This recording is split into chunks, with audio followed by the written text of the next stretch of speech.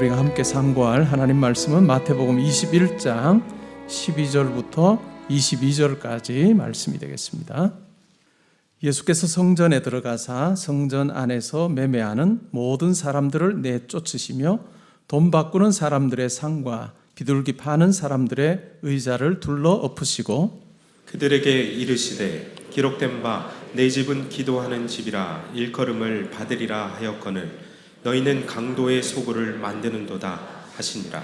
맹인과 전언자들이 성전에서 예수께 나오매 고쳐주시니 대제사장들과 서기관들이 예수께서 하시는 이상한 일과 또 성전에서 소리질러 호산나 다윗의 자손이여 하는 어린이들을 보고 노하여 예수께 말하되 그들이 하는 말을 듣느냐.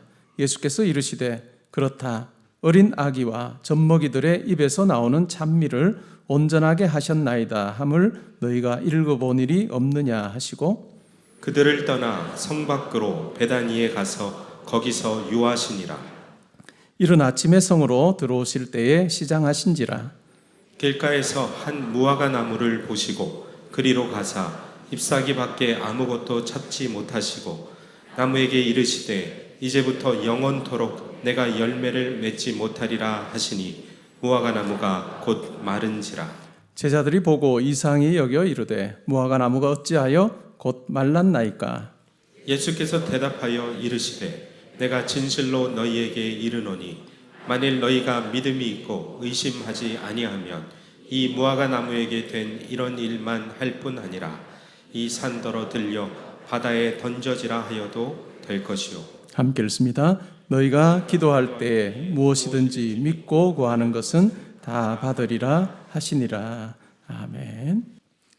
오늘 읽은 말씀에 근거해서 마태복음 강의 55번째 시간으로 기도의 집은 정결하게 믿음의 기도는 의심 없이라고 하는 제목으로 말씀드리겠습니다. 오늘 본문 속에 두 사건이 등장합니다. 성전을 청결하게 하는 사건과 또 무화과 나무 저주 사건이 있습니다. 우리는 이 두 사건이 별개의 사건이 아니고 함께 연결된 사건이라고 우리가 이해를 할 때 예수님께서 왜 이와 같은 말씀을 하시고 이와 같은 행동을 하셨는가라고 하는 것을 더 잘 알게 됩니다. 예수님께서 성전에 들어가셨습니다. 성전에는 매매하는 많은 사람들이 있었죠. 예수님께서 그들을 내쫓으십니다. 돈 바꾸는 자들의 상을 그리고 비둘기 파는 자들의 의자를 둘러 엎으십니다. 그러면서 이렇게 말씀합니다. 내 집은 기도하는 집이라 일컬음을 받으리라 하였거늘 너희는 강도의 소굴로 만드는도다 라고 그렇게 말씀하셨습니다. 예수님께 시각장애인과 전언자들이 나왔습니다. 예수님은 그들을 긍휼히 보시고 그들을 고쳐주셨습니다. 매매하는 자들에게 대하셨던 것과는 아주 다른 모습으로 시각장애인과 전언자들을 고쳐주시고 그들에게 긍휼을 베풀어 주시는 모습을 우리가 발견합니다. 아이들이 소리를 지릅니다. 호산나 다윗의 자손이여 라고 하는 소리를 지릅니다. 이런 광경을 보았던 대제사장들과 서기관들은 예수님께서 하시는 이 일이 참 이상하다라고 그렇게 생각을 했습니다. 우리말 성경에 대제사장들이라고 나오는데 이스라엘의 대제사장은 하나입니다. 한 명입니다. 예수님 당시의 대제사장은 가야바라고 하는 사람이었고 전직 대제사장은 안나스라고 하는 가야바의 장인이었습니다. 이 장인은 대제사장직에서 물러난 이후에도 사위와 함께 이 이스라엘 사회의 큰 권력을 형성하는 사람이었습니다. 그렇기 때문에 대제사장들이라고 그렇게 복수 형태로 이야기를 하고 있습니다. 그 당시에 성전을 관리하고 총책임을 지는 사람이 대제사장이었습니다. 그리고 함께 했던 사두개인들이었고 또한 서기관들이었습니다. 성전의 관리자, 성전을 총괄하는 자들이 바로 이와 같은 사람들인데 예수라고 하는 나사렛의 시골뜨기 청년이 와서 도무지 그들이 상상해보지도 못했던 그와 같은 일을 벌이고 있습니다. 과연 저 청년은 누구기에 우리의 허락도 없이 저와 같은 일을 행하는가 라고 하는 생각이 그들 가운데 있었던 것 같습니다. 그것이 바로 이상하게 여겼다라고 하는 표현입니다. 그리고 또 분노하게 되는데 그 분노했던 이유는 바로 아이들이 호산나 다윗의 자손이여 라고 그렇게 외치는 소리를 듣고 분노했다라고 이야기합니다. 호산나 다윗의 자손이여 라고 하는 이 말의 의미가 무엇일까요? 그것은 바로 예수님을 향해서 당신이 바로 우리가 기다려왔던, 우리 조상들이 기다려왔고 지금 많은 사람들이 기다리고 있는 메시아이십니다 라고 하는 이 노래를 지금 부르고 있습니다. 그들의 눈에는 예수는 메시아일 수가 없고 어떻게 나사렛에서 선한 것이 나겠느냐라고 하는 생각이 지배적이었던 그 당시 사회 속에서 예수는 결코 메시아가 될 수 없는, 왕도 아니요 왕의 계보에 있지도 않았고 또 제사장도 아니고 선지자도 아닌 시골뜨기 청년에게 과연 이와 같은 말이 어울릴까라고 하는 마음으로 화를 냈습니다. 그러면서 예수님에게 이렇게 말합니다. 그들이 하는 말을 듣느냐? 이 말이 얼마나 너에게 적합하지 않은 말인지 너는 알고 있지? 라고 하는 투로 그렇게 이야기합니다. 그러자 예수님께서 답하십니다. 그렇다. 어린 아기와 젖먹이들의 입에서 나오는 찬미를 온전하게 하셨다 함을 너희가 읽어본 일이 없느냐. 하나님께서는 어린아이와 젖먹이를 통해서도 하나님의 뜻이 선포되게 하신다라고 하는 그 말을 너희가 읽어본 적이 없느냐라고 그렇게 말씀합니다. 그리고 그들을 떠나서 성박 베다니로 가서 머무십니다. 만민이 기도하는 집이어야 하는 성전이 강도의 소굴이 되어버렸습니다. 그런 상황에서 예수님께서는 겸손과 온유의 주님이시지만 그러나 그와 같은 상황에서 채찍을 들어 해결하십니다. 이런 물음이 들 수 있습니다. 당시 성전에서 환전하고 동물을 파는 것은 그 당시 상황에서 지극히 합리적인 제도가 아니겠는가 하는 생각을 해볼 수 있습니다. 우리가 이렇게 생각해 볼 수 있겠죠. 북쪽의 갈릴리 지역에 사는 사람이 제사를 드리기를 원합니다. 그러면 자기 집에서 기른 양이든 염소 중에서 흠이 없는 것을 선택하여서 이것으로 내가 하나님께 제사를 드려야 되겠다라고 생각하고 예루살렘까지 그 제사 드릴 짐승을 데리고 온다고 한번 가정해 볼까요? 출발할 때는 흠이 없었을 것입니다. 그러나 긴 여정에 상처가 나기도 하고 흠이 생길 수 있는 것 같은 가능성이 있습니다. 예루살렘 성전에 와서 제사를 드리려고 하다 보니까 흠 없는 제물이 아니라 흠이 생겨버린 그 같은 결과가 주어질 수도 있겠죠. 그래서 이러한 것을 미연에 방지하자라고 그렇게 생각하고 만든 제도가 바로 성전에서 제사 드릴 그와 같은 짐승을 파는 것이었습니다. 처음에는 좋은 의도로 시작했지만 시간이 지나면서 타락합니다. 이 가운데 엄청난 이권이 개입이 됐고 특별히 종교 기득권층의 욕심을 채우는 수단으로 전락해 버렸습니다. 유대인 남자들은 성전세를 내야 됩니다. 근데 유대인들은 로마 제국 각지에 흩어져서 살고 있습니다. 특별히 유월절 절기를 맞아서 이렇게 순례를 해서 예루살렘 성전에 온 유대인 남자들은 성전세를 유월절에 내곤 했는데요. 통용되는 화폐가 달랐습니다. 그리스, 로마, 시리아, 페니키아, 이집트 등등 각지에서 사용하는 돈이 다른 거예요. 근데 성전세는 세겔로 내야 했습니다. 유월절에 와서 자기가 사용했던 그 화폐를 가지고 세겔로 바꿉니다. 근데 이렇게 세겔로 바꿀 때 10%에서 12% 정도의 수수료를 내어야 했습니다. 본문에 나오는 비둘기는 제사와 연관이 있습니다. 주로 가난한 자들이 드리는 제물이었습니다. 성전 밖에서 비둘기를 구할 수 있었죠. 그 비둘기를 사면서 흠이 없는 비둘기를 사려고 노력을 했을 것입니다. 그런데 그와 같은 비둘기를 사서 제사를 드리기 위해서 오면 성전에 검사관이 있습니다. 검사관이 흠을 잡습니다. 이 비둘기는 제사를 드리기에 합당하지 않다라고 그렇게 판정을 하면 그 비둘기를 가지고 제사를 드릴 수가 없습니다. 그래서 결국은 성전 안에 매점에서 파는 비둘기를 사도록 권장을 했습니다. 근데 성전에서 파는 비둘기 값은 밖에서 파는 것보다 훨씬 더 비쌌습니다. 때로는 5배, 10배 매매를 비싸게 그렇게 부르는 것 같은 현실이었습니다. 그런데 이와 같은 매매 행위를 관장하는 사람이 누구였느냐 하면 예수님 당시의 제사장 이 가야바, 그리고 전직 대제사장이었던 안나스 가문이 바로 이것을 관장하고 있었습니다. 상상만 해보아도 이 성전에서 매매하는 것을 통해서 얼마나 많은 부를 획득했을까라고 하는 것을 우리는 짐작해 볼 수 있습니다. 그렇기 때문에 성전 장소는 어땠을까요? 매매가 이루어지고 있는 이 성전의 장소는 항상 다툼이 있었던 곳입니다. 시끌벅적할 뿐만 아니라 다툼이 있었습니다.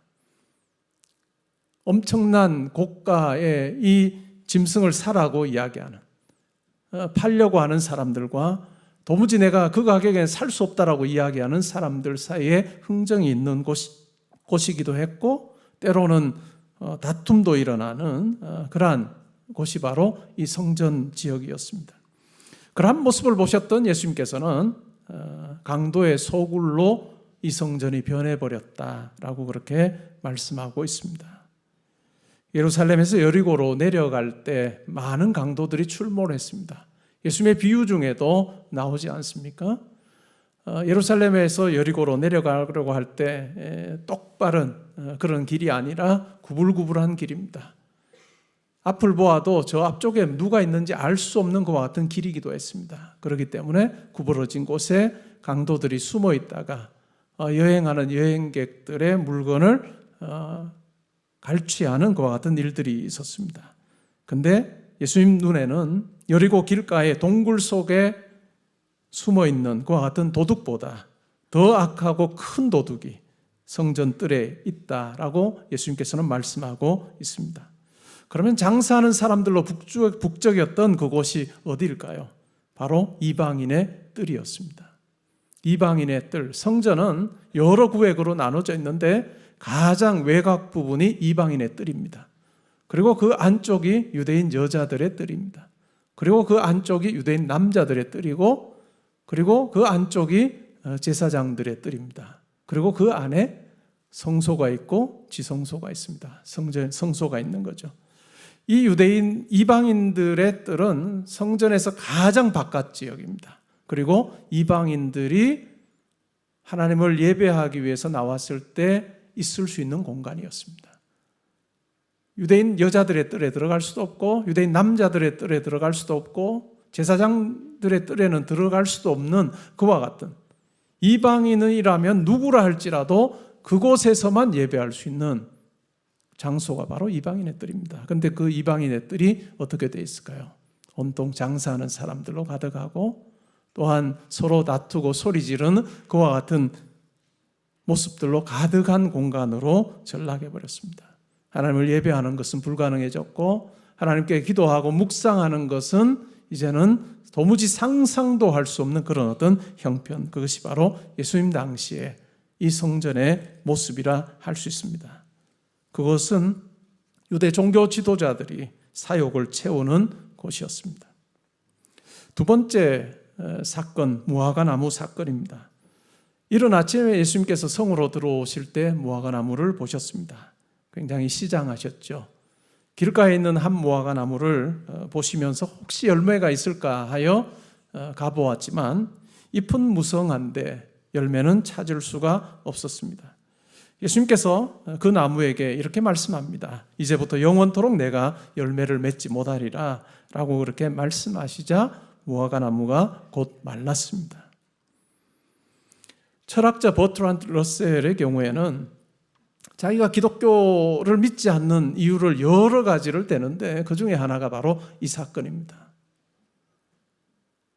예수라고 하는 이 청년이 자기의 배고픔을 해소하기 위해서 나무로 가서 열매를 구했지만 열매가 없음을 보고 저주한 이 사건이야말로 도무지 내가 이 청년을 내가 주로 그리스도로 받아들인다라고 하는 것은 불가능하게 만드는 사건이다라고 그는 그렇게 생각을 했습니다. 그렇게 생각할 만한 여지도 있을지도 모르겠습니다. 그러나 예수님께서 그렇게 행동하셨던 의도를 알면 예수님께서 말씀하신 것이 바로 이런 의미구나 하는 것을 우리가 깨닫게 됩니다. 마가복음의 같은 사건을 다루고 있는 그 본문에서는 이렇게 말합니다. 무화과 나무의 열매가 열릴 시기가 아니었다. 왜 그러면 무화과 나무의 열매가 열릴 시기가 아닌데 예수님께서는 가셔서 열매를 찾으셨을까요? 무화과 나무는 독특한 면이 있습니다.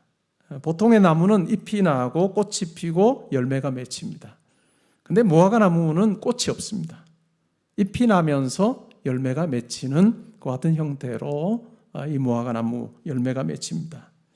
6월에서 7월이 무화과가 잘 익는 시기라고 해요. 근데 3월이나 4월에는 잎이 나면서 작은 열매가 맺힙니다. 6월절 절기가 4월입니다. 6월절 절기가 4월이니까 무화과 나무의 잎이 무성하다는 것은 뭐 큰 열매는 아니어도 작거나 중간 정도의 열매는 있어야 하는 것이 정상이었습니다. 그런데 그 나무에는 열매가 없었던 것입니다. 그러면 잎만 무성하고 열매가 없는 나무, 무엇을 의미하는 걸까요? 바로 당시 이스라엘의 종교적인 위선을 이야기하고 있습니다. 의식은 화려했습니다. 세련됐습니다. 그러나 그 속에 진정으로 있어야 하는 것은 없었습니다. 그러기에 예수께서는 그 무화과 나무를 저주하여 말라 죽게 하셨습니다. 이것은 행위로서 보여주는 비유라 할 수 있습니다. 구약 성경에 보면 이스라엘을 무화과 나무에 종종 비유하곤 합니다. 호세아서나 나훔이나 스가랴서 같은 곳을 보면 이스라엘을 무화과 나무로 묘사합니다. 하나님께서는 이스라엘을 선민으로 선택한 백성으로 그렇게 세우시고 하나님의 역사를 드러내는, 하나님의 일하심을 드러내는 도구로 그들을 사용하기를 원하셨습니다. 그러나 이스라엘은 그 주어진 책무를 감당하는 데 실패했습니다. 누가복음 13장에 보면 무화과 나무 비유가 나옵니다.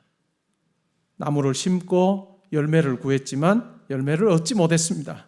그러자 주인이 이 무화과 나무를 다 찍어버리라 라고 그렇게 이야기합니다. 그때 그 무화과 나무를 관리하는 자가 이렇게 말합니다.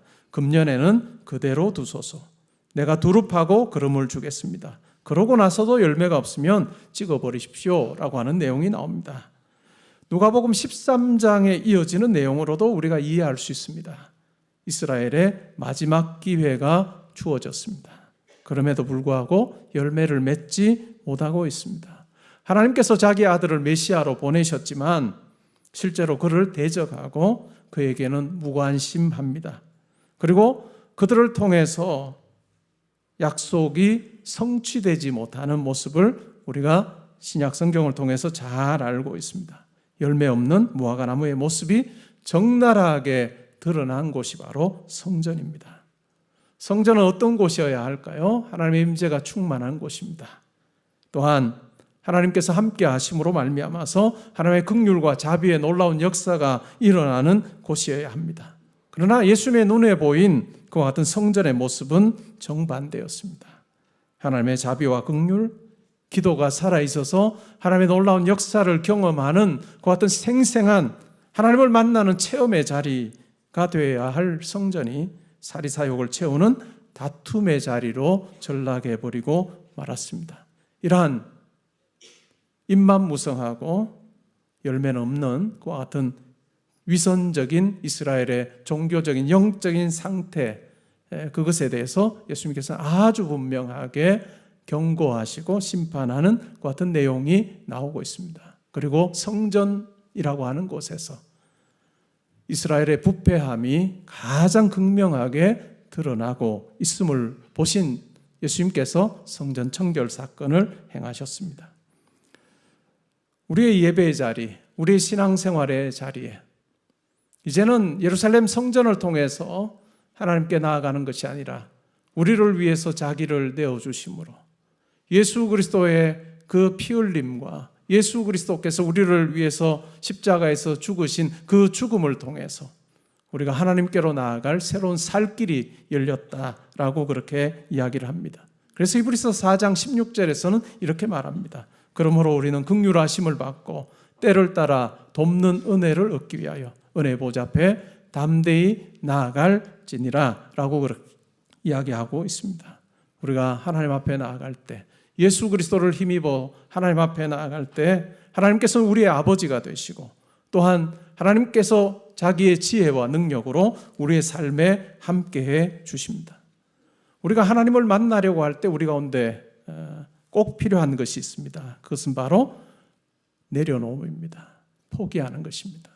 이 세상을 향한 자기의 욕심을 내려놓고, 이 세상이 전부라고 생각하는 그와 같은 것도 내려놓고, 내가 물질이 있으면, 또한 여러 가지 명예가 있으면, 또한 내가 건강하기만 하면 내 삶에 여한이 없다라고 생각하는 그 세상적인 생각을 내려놓고 하나님을 만난 그 기쁨과 감격을 가지고 내가 어떻게 하면 하나님을 위해 살 수 있을까 고민하는 것, 그것이 우리 가운데 필요합니다.